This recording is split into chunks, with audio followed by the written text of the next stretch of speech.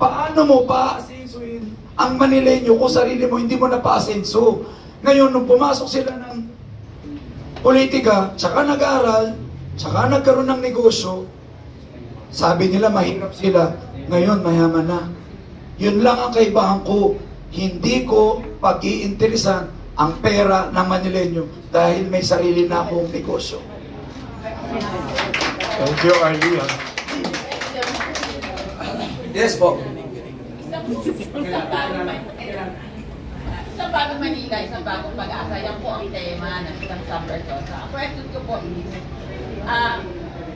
paano niyo po masisigurado na malinis yung napamamahalaan ng Manila kung kayo ay nahalal ng alkalde? At ang next po ay, ano ang konkretong mga hakbang na gagawin ninyo kung bukasan ng corruption sa mga lokal na Christian? Okay.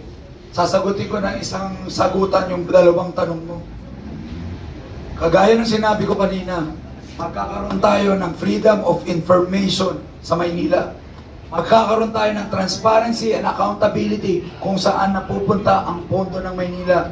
Kagaya ko ngayong taon, 25 billion po ang budget ng Maynila. Wow, 24. Kung ikaw ang mamumuno, kagaya ko, kung ako yung namuno, saan ko ilalagay yung 25 billion? Eh dito sa basic na pangangailangan, nakikita akong problema sa Maynila. Unahin ko nga pagbigay ng bilyon na mga pondo sa kalusugan, sa mga ospital, mga nangangailangan na ipagamot,